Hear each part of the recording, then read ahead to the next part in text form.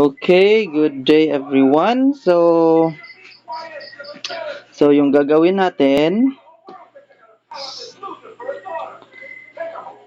so paano para mas marami ang iyong mas mabilis makapag-upgrade ng ating emblem. So anong gagawin? So kagagawa ko lang na account na to, and actually this season lang, this last month lang. So last month ko lang ginawa tong mga 2 weeks ago ata. 2 weeks ago ko lang ginawa tong account na to, and then level 31 na yung marksman. Hi Danny! Wait pa ka dito? Wait pa ka? Okay, so masok bigla yung anak ko. Wait muna, may video muna akong ginagawa. Okay. Yes?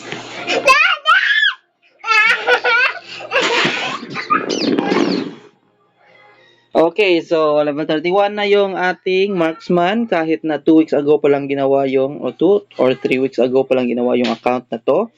And yung rank natin is Legend 1 na. Okay, so malapit na tayong mag!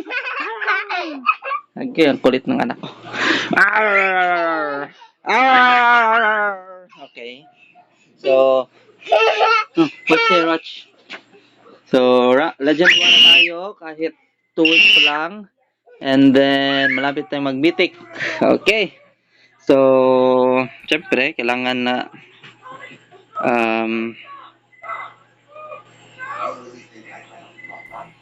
kailangan kunin yung mga freebies. So, wala akong nagasto dito kahit ni piso sa dito sa recharge or dito sa tawag na diamonds. So, wala akong gasto ng diamonds. Okay, so paano ba? So, ang gagawin mo lang is punta ka dito sa shop.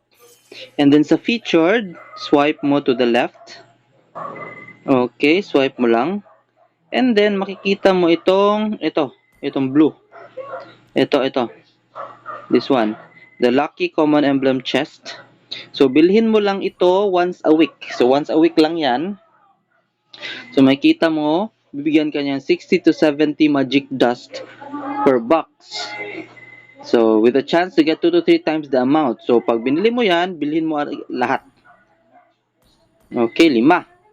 So, bilhin mo lang yan once a week. Pag binili mo yan, max, and then buy 4,000. Okay. And then use now. Okay. So, may run siyang ibibigay na magic dust. 586 magic dust. So, ganun lang kabilis. Pagpunta mo doon, balik ka sa preparations. And then, dito sa focus ka lang sa isang emblem mo. Kung marksman ka, say focus ka sa marksman. Kung support, mage, assassin, tank, mage, or magic or physical ka, focus ka lang dun. Okay, so since yung una kong finocus is yung marksman, so level 31. Okay, level 33 na agad siya ngayon. So, ganoon lang kabilis. Hanggang level 60 yung maximum na level atan yan. So, ganoon lang. So, focus ka lang kung ano yung emblem na gusto mong kunin. Pero, pag may support na, pwede mo nang i-full lang yan lahat. Okay? So, that's it. That's how. Hi, Daddy.